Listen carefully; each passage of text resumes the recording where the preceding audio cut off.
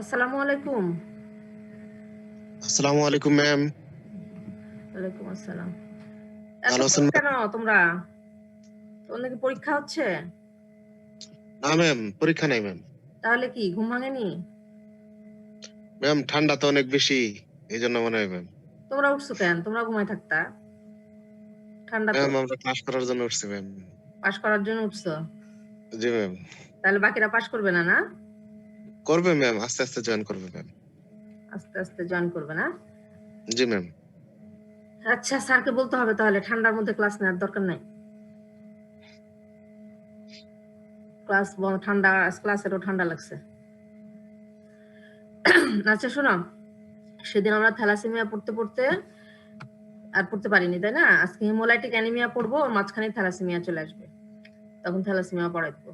আচ্ছা, haemolytic anaemia, আজকে anaemia মোটামুটি যেগুলো পড়তে হবে, যা পড়তে হবে বলে আজকে শেষ করে দেবো অ্যানিমিয়া। হিমোলাইটিক অ্যানিমিয়া, হ্যাঁ, হিমোলাইটিক কথাটা শুনেই বোঝা যাচ্ছে যে এখানে রেড সেল ডিস্ট্রাকশন হয়, তাই না? তাহলে কখন অ্যানিমিয়া হবে? রেড সেল তো আমাদের নর্মালি 120 দিন পর পর মোর দ্যান 100 দিন বাঁচে লাইফ স্প্যান, তাই না? আরবিসি, তারপর নর্মালি ডিস্ট্রাকশন হয়ে যায়। তাহলে কখন আমরা অ্যানিমিয়া ডেভেলপ করতেছে, হিমোলাইটিক অ্যানিমিয়া? যখন increase rate of red sell production, রেটটা বেড়ে যাচ্ছে এবং টাইমটাও কমে আসতেছে। ফিউ ডেজ, কিছুদিন পরপর ভাঙতেছে, হ্যাঁ, তখন হচ্ছে হেমোলাইটিক অ্যানিমিয়া হয়। এখানে কি হয়, রেড সেল যখন ডিস্ট্রাকশন হয় তখন বোন রেড সেল ডিস্ট্রাকশন হওয়া বেশি রেড সেল ডিস্ট্রাকশন হয় এবং 120 দিনের আগেই হয়, খুব কম সময়ের মধ্যে হয়। তখন বোন মেরো কি করে, সেটা কম্পেনসেট করার চেষ্টা করে, বেশি রেড সেল প্রোডাকশন করে। বোন মেরোর একটা ক্ষমতা আছে, যখন রেড সেল ডিস্ট্রাকশন হয় সে ওই হিমোগ্লোবিনটাকে কম্পেনসেট করার জন্য 6 থেকে 8 গুণ বেশি রেড সেল প্রোডাকশন করতে পারে। কিন্তু এই ক্ষমতার বাইরে চলে গেলেই, এর থেকে বেশি রেড সেল ডিস্ট্রাকশন হলে এবং এর থেকে ঘন বেশি রেড সেল ডিস্ট্রাকশন হলে তখন সেটা আর কম্পেনসেট করতে পারে না, তখনই হেমোলাইটিক অ্যানিমিয়া ডেভেলপ করে। ঠিক আছে? তাহলে হেমোলাইটিক অ্যানিমিয়া অনেক কারণে হতে পারে, হ্যাঁ। একটা এজড রেড সেল, এটার অনেক রকম চেঞ্জ হতে পারে। Change on the membrane, surface মেমব্রেনে চেঞ্জ হতে পারে, এনজাইমেটিক অ্যাক্টিভিটি কমে যেতে পারে, বেড়ে যেতে পারে। রেটিকুলো এন্ডোথেলিয়াল সিস্টেম, হ্যাঁ, যেখানে রেড সেল প্রোডাকশন হয়, কি কি আছে, bone marrow, liver, স্প্লিন, lymph node, শুধু রেড সেল না, অন্যান্য সেল প্রোডাকশন হয়। রেড সেল কমনলি বোন মেরোতে হয়, তাই না? এখন এইটার যদি সিগন্যাল রেড কম থাকে, ম্যাক্রোফেজ যেগুলো রেটিকুলো এন্ডোথেলিয়াল সিস্টেম থেকে রিমুভ করে, বোন ম্যারো, লিভার, স্প্লিন গুলো থেকে রিমুভ করে। তারপরে এমনি নরমালি তো 1% of red cell are destroyed and replaced by new cell each day, প্রতিদিন। ঠিক আছে? এগুলো হচ্ছে একটা এজ রেড সেলের। এখন হিমোগ্লোবিন, রেড সেল ভাঙার ফলে হিমোগ্লোবিন রিলিজ হচ্ছে। হিমোগ্লোবিনটা রিলিজ হলে আবার কি কি ভাগে ভাগ হয়? হিম আর গ্লোবিন, তাই না? হিমটা আবার আয়রন এন্ড প্রোটোপোরফাইরিন, আয়রনটা আবার ট্রান্সফেরিনের সঙ্গে বাইন্ড হয়, ওটার আবার অনেকগুলা জায়গায় চলে যায়। আয়রনের অনেকগুলা স্টোর আছে, মায়োগ্লোবিন আমরা পড়ছি আয়রন ডিফিসিয়েন্সি অ্যানিমিয়া, সেখানে চলে যায়। আর প্রোটোপোরফাইরিন, বিলিরুবিন এটা কনজুগেশন হয়, বাইল দিয়ে সিক্রেট হয়। আবার যদি সেটার মধ্যে কোনো ডিফেক্ট হয় তখন ইউরিনে চলে আসে, তাই না? তাহলে এখন হেমোলাইটিক অ্যানিমিয়া কখন বলবো? Haemolytic anaemia which result from an increase in the rate of red cell destruction. Haemolytic state can exist without anaemia, হ্যাঁ, কম্পেনসেটেড হেমোলাইটিক ডিজিজ বলে। ঠিক আছে? এখন নরমাল অ্যাডাল্ট মেয়েরও, যেটা বোন মেয়েরও, সেটা এই যে বললাম 6 থেকে 8 গুণ বেশি প্রোডাকশন করতে পারে নরমালি রেড সেল। যখন ডিস্ট্রাকশন হওয়া শুরু করে সে আরো বেশি রেড সেল প্রোডাকশন করে, কিন্তু এই মাত্রাটা পার হয়ে গেলে আর কম্পেনসেট করতে পারে না, তখন অ্যানিমিয়া ডেভেলপ করে, হিমোগ্লোবিন কমে যায়। ঠিক আছে? যখনই ডিস্ট্রাকশন হবে রেড সেল, তখন কি হয়, ইরাইথ্রয়েড হাইপারপ্লাসিয়া হয়, expansion of the volume of active মেরো, হ্যাঁ, তখন এই দুইটা হয়। আচ্ছা, তাহলে এই যে হেমোলাইটিক অ্যানিমিয়াটা হচ্ছে, এটার কজের উপর ডিপেন্ড করে, ইটিওলজির উপর ডিপেন্ড করে এটাকে আমরা দুইটা ভাগে ভাগ করি। একটা হচ্ছে অ্যানিমিয়া ডিউ টু, হ্যাঁ, ইন্ট্রাকর্পাসকুলার ডিফেক্ট, আর একটা এক্সট্রা কর্পাসকুলার ডিফেক্ট। ইন্টারকর্পাসকুলার ডিফেক্টটাকে আমরা বলি ইন্ট্রিনসিক আর এক্সট্রাটাকে এক্সট্রিনসিক। ইন্ট্রাকর্পাসকুলার ডিফেক্ট কাকে বলবো? যখন breakdown of red cell due to a defect in the সেলেরই ডিফেক্টের জন্য। Breakdown of red cell due to external cause. এখন এটাকে আবার ভাগ করছি ভাগটাতে আসি। আচ্ছা, এখন এই যে ইন্ট্রিনসিক আর এক্সট্রিনসিক, ইন্ট্রিনসিকটা আবার দুই ভাগে ভাগ করে, একটা হচ্ছে ইনহেরিটেড আর একটা হচ্ছে অ্যাকওয়ার্ড। হ্যাঁ, বা ইনহেরিটেড বা কনজেনিটাল, আর একটা হচ্ছে অ্যাকওয়ার্ড। কনজেনিটাল যেটা, সেটাকে আবার তিনটা ভাগে ভাগ করছে। কনজেনিটাল যেটা, সেটা একটা হচ্ছে মেমব্রেন ডিফেক্ট হতে পারে, এনজাইম ডিফেক্ট হতে পারে, হিমোগ্লোবিন ডিফেক্ট হতে পারে। মেমব্রেন ডিফেক্ট যেমন হেরিডিটারি স্পেরোসাইটোসিস। স্পেরোসাইট গুলো কেমন হয় তোমাদেরকে বলছিলাম যে স্পেরোসাইট গুলো হয় ছোট ছোট, নর্মাল রেড সেলের সাইজের থেকে ছোট, 7 মাইক্রনের থেকে ছোট হবে, এবং সেন্ট্রাল এরিয়া একটা প্যালোড থাকে নর্মাল রেড সেলের, সেটা থাকবে না, রাউন্ড হবে। নর্মাল রেড সেল কিরকম হয়, বাইকনকেভ, এবং সেন্ট্রাল এরিয়া 1/3 এরিয়া প্যালোড থাকে। কিন্তু হেরিডিটারি স্পেরোসাইটোসিসে রেড সেলগুলো হয়ে যাবে রাউন্ড, আর কোনো প্যালোড থাকবে না, এবং লেস দেন 7 or 6 মাইক্রন, ছোট ছোট red cell without any central area of pallor, এগুলাকে বলে হেরিডিটারি স্পেরোসাইটোসিস। এরকম মেমব্রেন থাকলে হয় কি, আরবিসি গুলো সহজেই ফ্রাজাইল হয়, সহজেই ডিস্ট্রাকশন হয়ে যায়। তারপর আর কি থাকতে পারে, এনজাইম ডিফেক্ট থাকতে পারে, যেমন glucose six phosphate dehydrogenase deficiency, pyruvate kinase deficiency. আর যেটা আমরা পড়ছিলাম হিমোগ্লোবিন ডিফেক্ট, না? হিমোগ্লোবিন ডিফেক্টের মধ্যে আছে ওই যে হিমোগ্লোবিন ডিফেক্ট দুইটা পড়ছিলাম, একটা কোয়ালিটেটিভ একটা কোয়ান্টিটেটিভ, যেমন হচ্ছে থ্যালাসেমিয়া আর হিমোগ্লোবিনোপ্যাথি, তাই না? এখন হিমোগ্লোবিনোপ্যাথি যে বলছিলাম, প্রোডাকশন অফ অ্যাবনর্মাল হিমোগ্লোবিন, সেটা হচ্ছে হিমোগ্লোবিনোপ্যাথি। হিমোগ্লোবিন, নর্মাল হিমোগ্লোবিন আমরা কি কি জানি, অ্যাডাল্ট হিমোগ্লোবিন A2, তারপর ফিটাল হিমোগ্লোবিন, এগুলো হচ্ছে নর্মাল। আর অ্যাবনর্মাল হিমোগ্লোবিন, হিমোগ্লোবিন S, মানে সিকেল হিমোগ্লোবিন, হিমোগ্লোবিন C-E-D, এগুলো। তাহলে প্যাথিস হবে, প্যাথিসের জন্য যে হিমোলাইটিক অ্যানিমিয়াটা হবে, সেখানে অ্যাবনর্মাল হিমোগ্লোবিন প্রোডাকশন হবে। আর haemolytic anaemia due to thalassaemia, হ্যাঁ, থ্যালাসেমিয়াটা তো হিমোগ্লোবিন ডিফেক্ট থাকবে কেন, কারণ হচ্ছে ডিলেশন আর মিউটেশন হবে, যে জিনগুলো গ্লোবিন চেইন প্রোডাকশন কন্ট্রোল করে, সেই জিনগুলোতে একটা ডিলেশন আর মিউটেশন হওয়ার ফলে যে অ্যানিমিয়া, রেড সেলের যে ডিফেক্টটা হবে, হিমোগ্লোবিনের যে ডিফেক্টটা হবে, বা একটা ডেফিসিয়েন্সি হবে গ্লোবিন চেইন প্রোডাকশনে, সেটার জন্য যে হিমোগ্লোবিনের ডিফেক্ট হবে, যার ফলে অ্যানিমিয়া হবে, সেটা হচ্ছে থ্যালাসেমিয়া। এখন এই থ্যালাসেমিয়াটাকে আবার ভাগ করছে, ওটা আমরা থ্যালাসেমিয়া যাচ্ছি পরে। তাহলে এটা হলো ইনহেরিটেড। আর অ্যাকওয়ার্ড হচ্ছে, ইন্ট্রিনসিক ফ্যাক্টরের মধ্যে অ্যাকওয়ার্ড আছে হচ্ছে প্যারক্সিসমাল নকটার্নাল হিমোগ্লোবিনুরিয়া। হ্যাঁ, এটা একটা অ্যাকওয়ার্ড ডিজিজ, এটাতে হেমোলাইসিস হয়, তারপরে হিমোগ্লোবিনুরিয়া হয়। এখানে ইউজুয়ালি নাইটে হিমোগ্লোবিনুরিয়া হয়। এটা হওয়ার কারণ হচ্ছে একটা হিমোগ্লোবিন যখন রেড সেল যখন ডিস্ট্রাকশন হয়, হিমোগ্লোবিনটা যখন চলে আসে লিভারে, এক ধরনের হেপ্টোগ্লোবিন নামে একটা প্রোটিন আছে, সেটা রিলিজ হয়, হিমোগ্লোবিনের সঙ্গে বাইন্ড করে ওটা লিভারে চলে যায়, অন্যান্য যেখানে দরকার সেখানে চলে যায়। কিন্তু যদি রেড সেল ডিস্ট্রাকশন বেশি বেশি হয়, তাহলে এত বেশি বেশি হিমোগ্লোবিন বাইরে আসবে যে পর্যাপ্ত পরিমাণ হেপ্টোগ্লোবিন ওই হিমোগ্লোবিনকে বাইন্ড করতে পারবে না, ফলে ইউরিনের সাথে ওই হিমোগ্লোবিনটা পাস করে, হিমোগ্লোবিনুরিয়া হবে। এটাকে বলে প্যারক্সিসমাল নকটার্নাল হিমোগ্লোবিনুরিয়া। এটা হয় অ্যাকওয়ার্ড একটা, হ্যাঁ, ইন্টেনসিভ কজ। আর আছে এক্সটেন্সিভ। এক্সটেন্সিভটা কনজেনিটাল নাই, এটা অ্যাকওয়ার্ড সব। এটা আবার ইমিউন আছে, নন ইমিউন আছে। ইমিউনের মধ্যে আছে অটো অ্যান্টিবডি, যেমন warm antibody, cold antibody. Warm antibody গুলো সাধারণত ইমিউনোগ্লোবুলিন G টাইপ, এগুলো নর্মাল বডি টেম্পারেচারেই রেড সেলকে ডিস্ট্রয় করে দেয়, ডিস্ট্রাকশন হয়ে যায়, রেড সেল মেমব্রেন ভেঙে যায়। আর কোল্ড অ্যান্টিবডি গুলো, এগুলো যখন লো টেম্পারেচার হয়, অনেক ঠান্ডা, তখন রেড সেল ডিস্ট্রাকশন করে। হ্যাঁ, তারপরে আছে কিছু ড্রাগ আছে, ঠিক আছে, এই যে কিছু ড্রাগ আছে। তারপরে ইনফেকশন, যেমন ম্যালেরিয়া আছে, তারপরে বার্নের জন্য হতে পারে, তারপরে মাইক্রোএনজিওপ্যাথিক হিমোলাইটিক অ্যানিমিয়া হতে পারে, তারপরে কার্ডিয়াক কজ আছে কতগুলো, এগুলোর জন্য, যেমন প্রস্থেটিক হার্ট ভালভস যাদের বসানো হয়, এগুলোর কারণে এক্সটেন্সিভ হিমোলাইটিক অ্যানিমিয়া ডেভেলপ করে।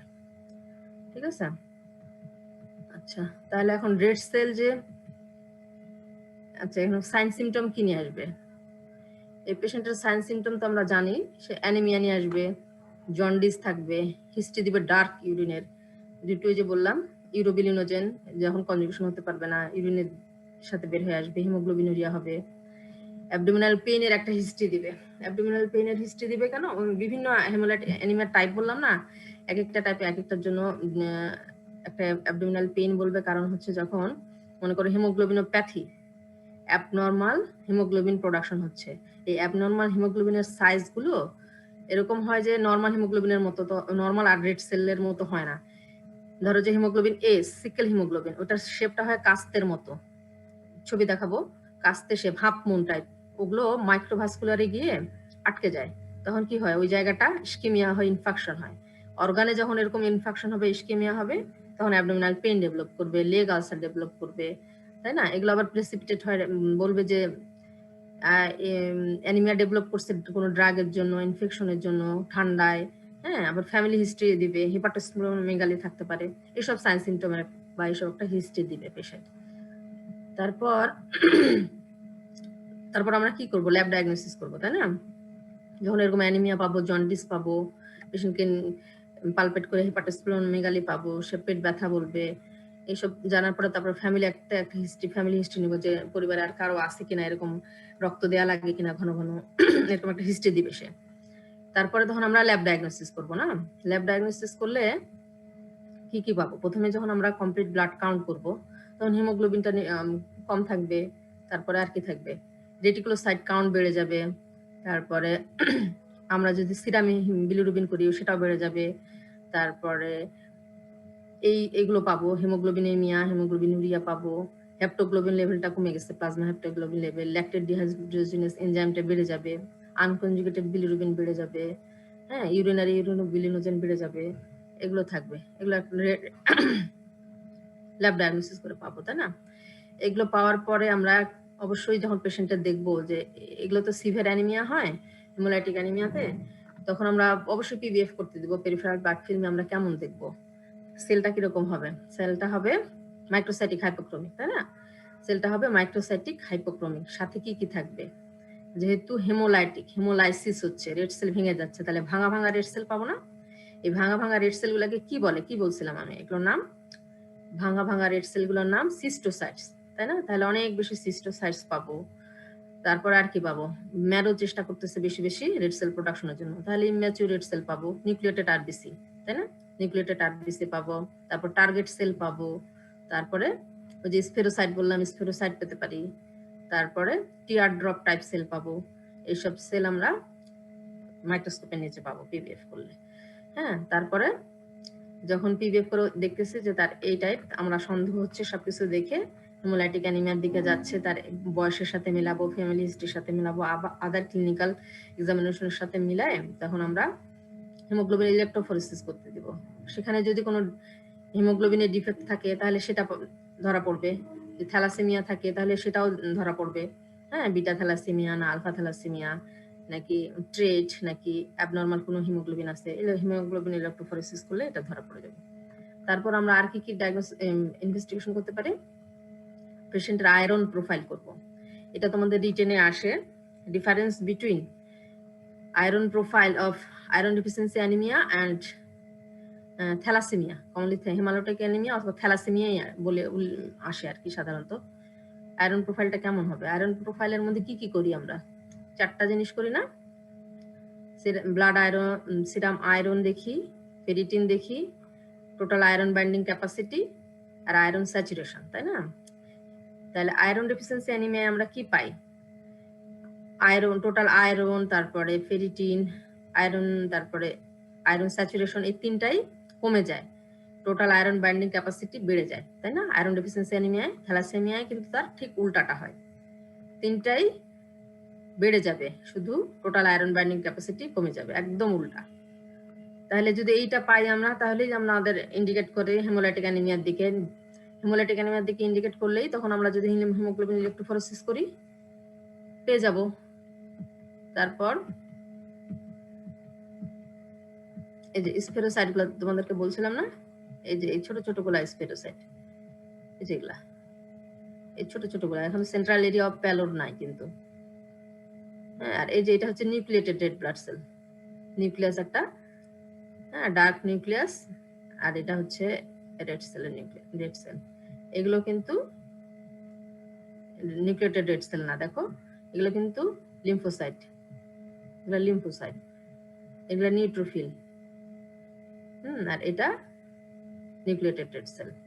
লিম্ফোসাইট আর নিউক্লিয়েটেড রেড সেলের মধ্যে পার্থক্য দেখো। নিউক্লিয়াসটা এটা কেমন, এটা ক্রোমাটিনটা কেমন বোঝা যায়। তারও আরো কিছু স্পেশাল টেস্ট আছে আমরা করি হেমোলাইটিক অ্যানিমিয়াতে। কুমস টেস্ট করি, হ্যাঁ, তারপরে অসমোটিক ফ্রাজিলিটি টেস্ট করি। অসমোটিক ফ্রাজিলিটি টেস্ট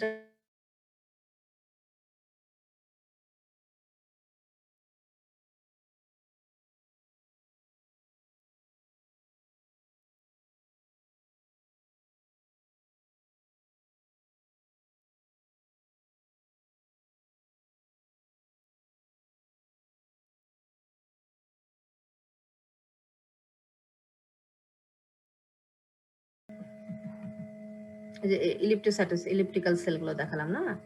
তারপর এটা করতে হবে না, দরকার নাই। থ্যালাসেমিয়া। এখন থ্যালাসেমিয়া তোমাদেরকে কালকে একটু বললাম যে থ্যালাসেমিয়ায় কি হয়। থ্যালাসেমিয়ায় গ্লোবিন চেইনটার ডিফেক্ট হয়, তাই না, ডিউ টু মিউটেশন অফ জিন দ্যাট কন্ট্রোল গ্লোবিন প্রোডাকশন।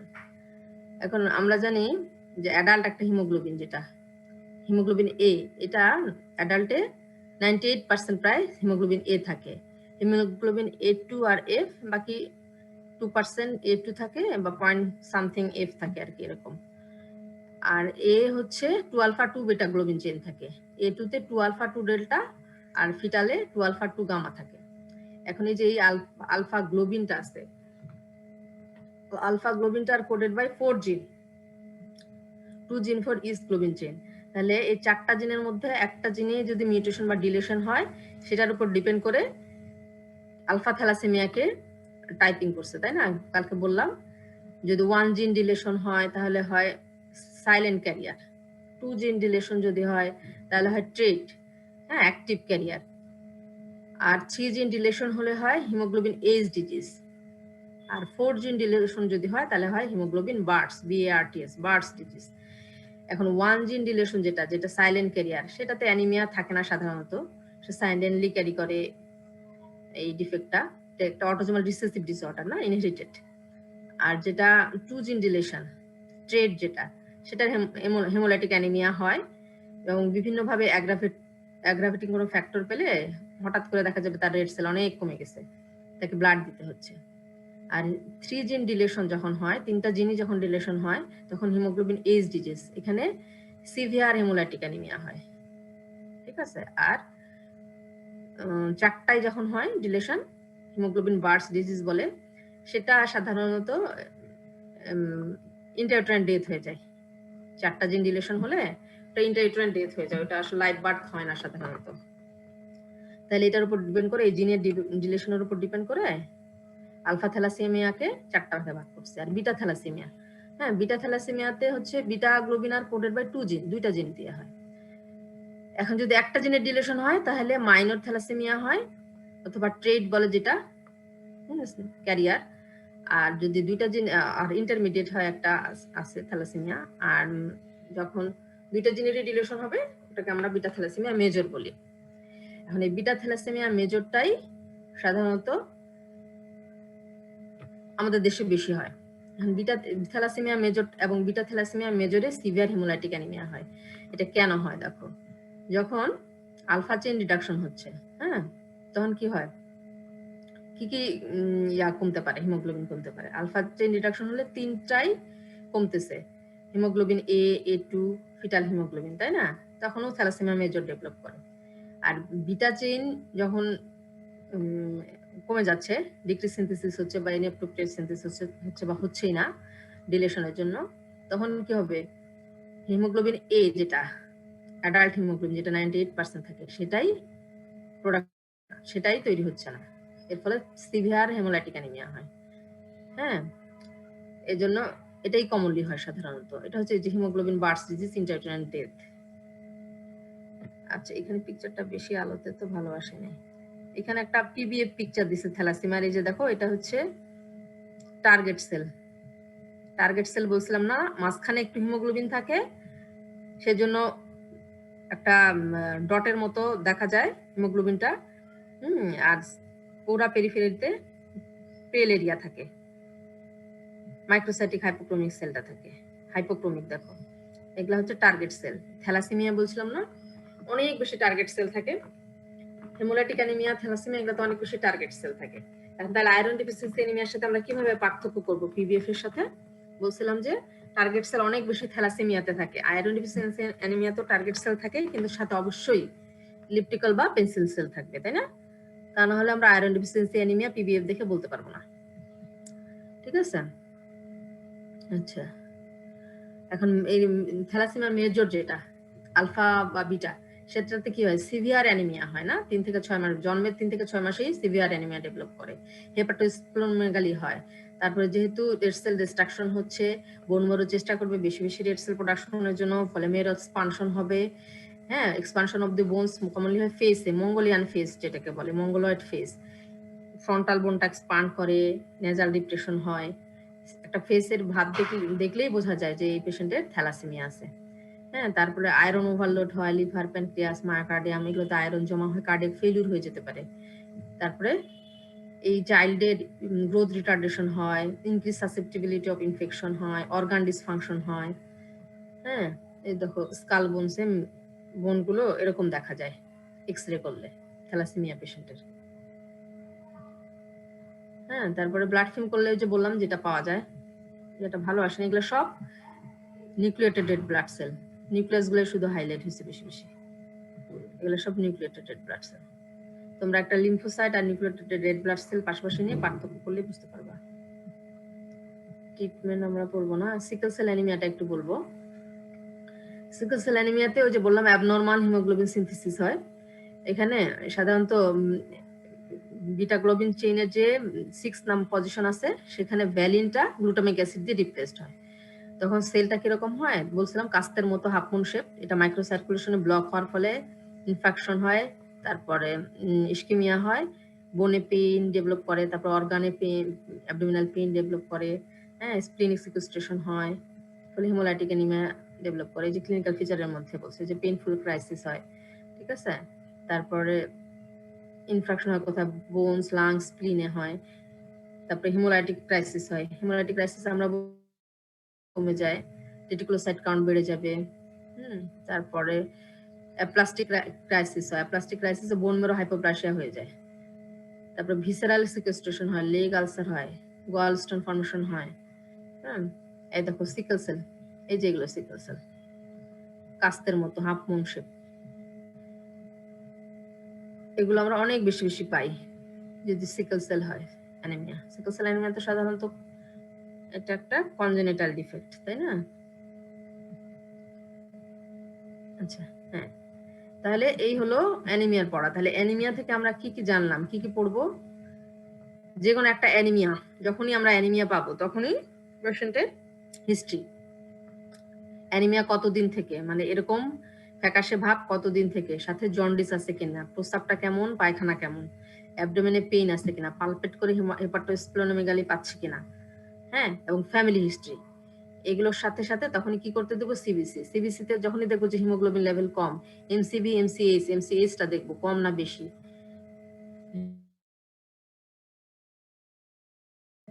কম হবে, মাইক্রোসাইটিক হাইপোক্রোমিক হয়। এমসিবি, এমসিএইচ কম মানে মাইক্রোসাইটিক হাইপোক্রোমিক, বেশি হলে ম্যাক্রোসাইটিক। এমসিবি বেশি মানে ম্যাক্রোসাইটিক। যখন এই যে এমসিবি, এমসিএইচ এর লেভেলটা দেখে এবং হিমোগ্লোবিনের লেভেলটা দেখে আমরা পিবিএফ করতে দেব। পিবিএফ এ একটা কমেন্ট পাবো, মাইক্রোসাইটিক হাইপোক্রোমিক অ্যানিমিয়া আর ম্যাক্রোসাইটিক অ্যানিমিয়া। হ্যাঁ, এবং সাথে কিছু অ্যাডভাইসও পেতে পারি। হ্যাঁ, প্যাথোলজিস্ট অ্যাডভাইস করবে হিমোগ্লোবিন ইলেকট্রোফোরেসিস করার জন্য অথবা বোন ম্যারো স্টাডি করার জন্য। তারপরে সেই অনুযায়ী আমরা আগাবো এবং ট্রিটমেন্ট নেব। এবং পিবিএফ তোমাদেরকে যেটা ধরে এখান থেকে অ্যানিমিয়া, অ্যানিমিয়ার ডেফিনেশন, তখন তোমরা ডেফিনেশন বলতেই হিমশিম খাও, ঠিক মতো বলতে পারো না। অ্যানিমিয়ার ডেফিনেশন, টাইপ, মরফোলজিক্যাল, ইটিওলজিক্যাল, এবং প্রতিটা টাইপ অনুযায়ী প্রত্যেকটা পিবিএফ পিকচার, সেলগুলো কেমন হবে, মাইক্রোসাইটিক, হাইপোক্রোমিক, ম্যাক্রোসাইটিক, সাথে কি কি অ্যানাইসোপয়ক্লোসাইটোসিস থাকবে, এবং প্রত্যেকটারই ল্যাব ইনভেস্টিগেশন আমরা কি কি করব, বায়োকেমিক্যাল এক্সামিনেশন কি কি করব। হ্যাঁ, হিমোগ্লোবিন ইলেকট্রোফোরেসিস কোন ক্ষেত্রে অ্যাডভাইস করব, বোন ম্যারোতে কি কি পেতে পারি। ঠিক আছে, আয়রন প্রোফাইল, এই যে থ্যালাসেমিয়া আর আয়রন ডেফিসিয়েন্সি অ্যানিমিয়া, এই দুটোর পার্থক্য অবশ্যই অবশ্যই ভালোভাবে পড়তে হবে। আর এই যে সিকেল সেল অ্যানিমিয়া, অন্যান্যগুলোর দরকার নেই, কিন্তু সিকেল সেল অ্যানিমিয়াটা তোমাদের শর্ট নোট আসে। হ্যাঁ, আর থ্যালাসেমিয়ার মধ্যে মেজরের ক্লিনিক্যাল ফিচার এবং পিবিএফ ফাইন্ডিংস আর হচ্ছে ল্যাব ইনভেস্টিগেশন আসে। তাহলে এগুলো এইটুকু পড়লেই হবে অ্যানিমিয়া থেকে। আশা করি এইটুকু তোমরা বলতে পারবা ভাইবা বোর্ডে। যেটুকু বলতেছি এর থেকে বেশি তেমন কিছুই ধরবে না। যদি অনেক ভালো করতে চাও তখন হয়তো ভিতরে কিছু যাবে, কিন্তু এইটুকু বলতে পারলেই এনাফ। ঠিক আছে, অ্যানিমিয়া তাহলে আর কিছু পড়ার নাই, এইটুকু পড়লেই হবে। আচ্ছা ম্যাম। এরপর কি তোমাদের ইয়া হবে, অন্যান্য ডিপার্টমেন্ট কি তোমাদের কোনো পরীক্ষা নিছে? ম্যাম আসলে পরীক্ষা নিতে চাইছিল ম্যাম, জিয়া স্যার নিতে চাইছিল আর কি পরীক্ষা, কিন্তু হচ্ছে পরবর্তীতে আর পরীক্ষা ওনার ওইরকম ভাবে নেওয়া হয়ে ওঠে নাই। কিন্তু উনি হচ্ছে যে আমাদের টপিক গুলো আলাদা করে দিছিলেন, মানে দুইটা ভাগ করে দিছিলেন ফার্স্ট টার্মের টপিক গুলা। তারপর ওইখান থেকে আর কি আমরা যে 20 জন আছি, মানে নভেম্বরে পরীক্ষার্থী ছিলাম যারা, ওদেরকে আর কি একটা দুইটা করে কোয়েশ্চেন গুলা করছেন। আর হচ্ছে বাকিরা সবাই উপস্থিত ছিল, তাদের মানে পরে যে কোয়েশ্চেন গুলো আমাদেরকে করছে ওই কোয়েশ্চেন রিলেটেড জিনিসগুলো আবার উনি বুঝাই দিচ্ছেন আর কি। রিভিউ ক্লাস প্লাস হচ্ছে আমাদেরকে কিছু পড়াও দিচ্ছেন, এই হলো। ও আচ্ছা আচ্ছা, ঠিক আছে। তোমাদের যদি ওরকম রিভিউ ক্লাসের দরকার হয় আমরা ক্লাস নিব, পরীক্ষা হবে কিনা জানি না এখনো। আর তারপর আমরা যদি না হয় ক্লাস, তাহলে আমরা সিস্টেমিক শুরু করে দিব, সিস্টেমিক শুরু করে শেষ করে দিব। জি ম্যাম। ঠিক আছে, ঠিক আছে, আজকে আল্লাহ হাফেজ। আচ্ছা ম্যাম, ধন্যবাদ ম্যাম। আসসালামু আলাইকুম ম্যাম। ক্লাস করবা, আমি তো অল্প সময় ক্লাস নেই, দুই জি একটা ম্যাম। কথা বলি, এই দুইটা এগুলোই ভাই ভাই ধরবে, ভাই ভাই বসবে কারা? আমরাই তো। জি ম্যাম। তাহলে এগুলো ধরলে যদি না পারো তাহলে তো মুশকিল। জি ম্যাম। জি ম্যাম, ধন্যবাদ ম্যাম। আসসালামু আলাইকুম ম্যাম। ওয়ালাইকুম আসসালাম।